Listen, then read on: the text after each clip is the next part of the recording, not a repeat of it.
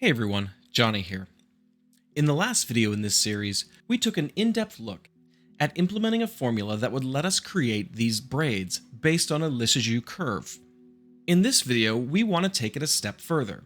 We want to take each one of these strands and turn it into a grouping of hairs rather than just a single strand. So let's jump into it. This time, we'll start with a sphere. To that sphere, we're going to add an empty hair object. Go into sculpt mode and add a single hair. Then we'll add a geometry node modifier to it and create a new tree. If we're going to turn one hair into many, it makes sense that we'll use the duplicate elements node. We'll change the type to spline and connect the amount to our input.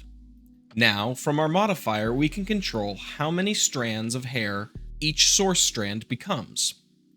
Now, of course, this current setup, all 10 of these additional splines have been put at the exact same spot. So we're going to need to spread them out a little bit.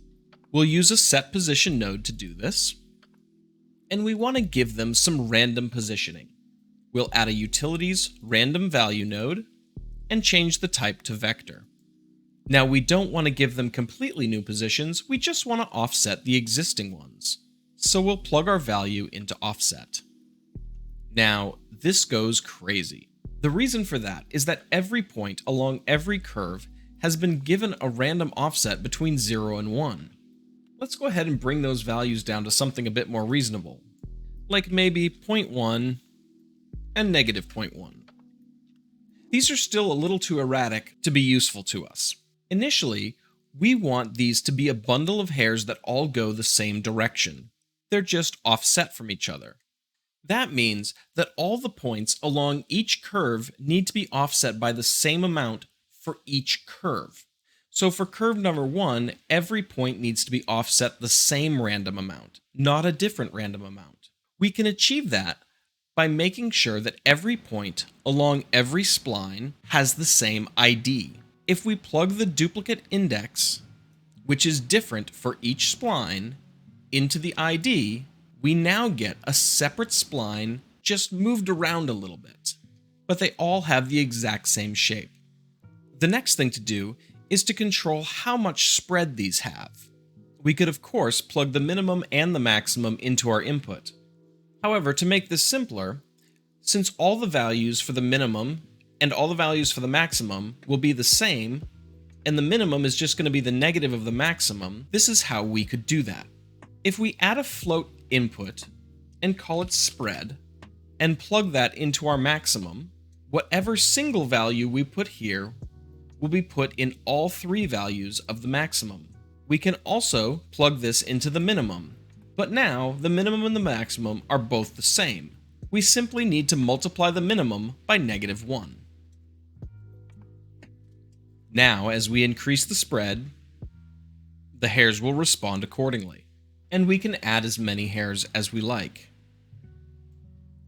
Now that we can create a bundle of identical hairs, we could go ahead and add some random offset to them just to noise them up a little bit.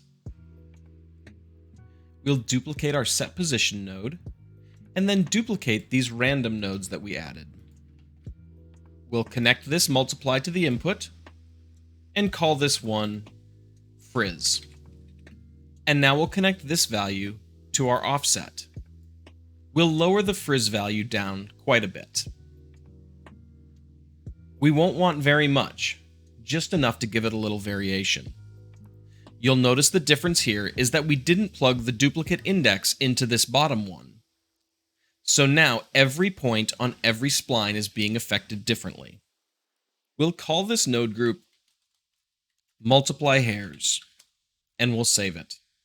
We'll also go to our radius node group and call it radius. Now that we've got this created, let's bring our braid node back in. We'll stick it before the multiply hairs. And now that I have a braid setup that I like, I'll go ahead and turn on my multiply hairs. I'll change the amount down to something low to start, and then I'll dial it up till I'm happy with what I get. So as you can see, you can start getting some pretty decent results. I'll open a spreadsheet window quickly just to show you something to look out for.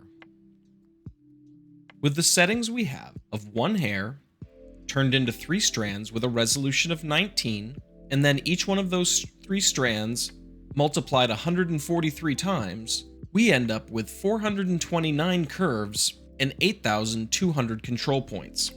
And while this may seem fine for the moment, you can see it can start getting out of hand pretty quickly. With just what I've added here, I'm up to 14,600 splines and 277,000 control points. However, our results can start looking kinda good. We're not quite there yet. We've got a few more steps to go, but we're well on our way. So there you are, one step closer to getting some pretty good looking braids in the new Blender hair system. In our next video, we're going to continue tweaking some of the settings to give us some more variation for each curve. Anyhow, I hope this series is inspiring you to make something awesome. And until next time, I'll catch you later.